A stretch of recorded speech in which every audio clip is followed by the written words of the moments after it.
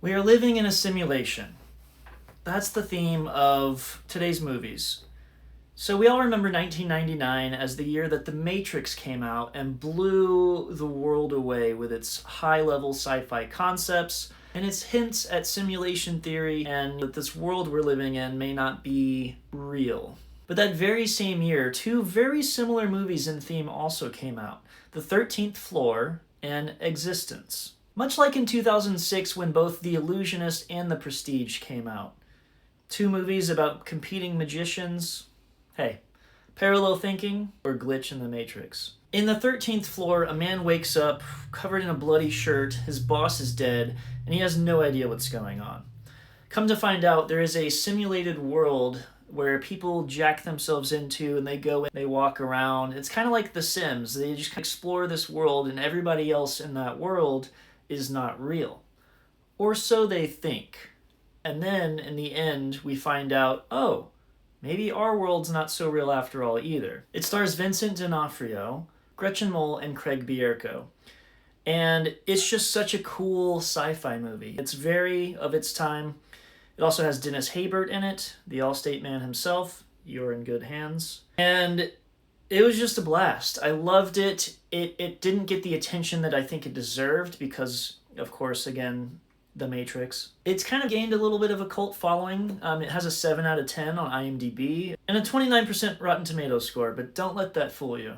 I love this movie. I think it's very cool. I think it's unique. I think it's worth a watch.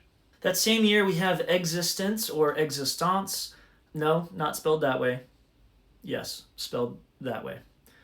This is written, produced, and directed by David Cronenberg, who's brought us Scanners, The Fly, recently Crimes of the Future, just some of the best body horror and sci-fi horror films ever.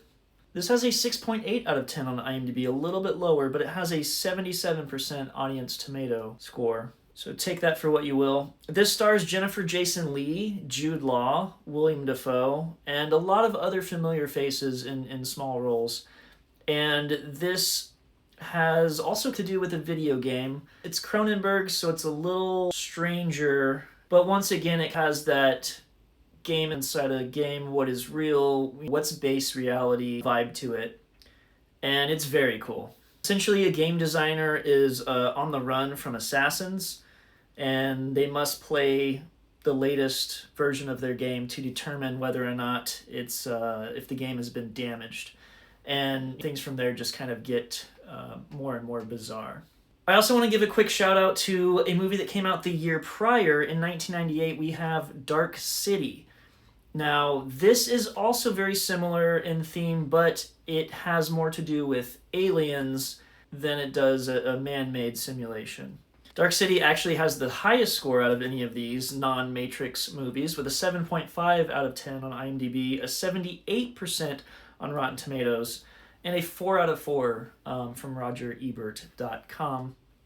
Rest in peace. And this movie is basically about a man who struggles with memories of the past, which are fuzzy, including a wife that he can't remember, and a detective who realizes that he's never really seen the daylight or the sunshine. It has just a great following, and it deserves every accolade it gets. It stars Jennifer Connelly, Rufus Sewell, Kiefer Sutherland, William Hurt plays the detective, and this film is just so great. It's a neo-noir sci-fi film.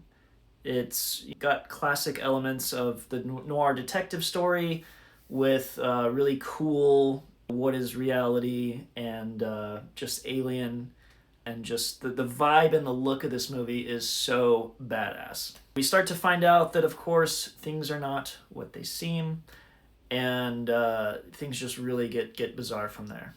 And since you want to know, yes, of course, The Matrix blew all of these out of the water, but that doesn't mean it's the only film from this time that's worth watching. It has an 8.7 out of 10 on IMDb, a 4.2 out of 5 on Letterboxd, which is amazing, and an 83% Rotten Tomatoes score.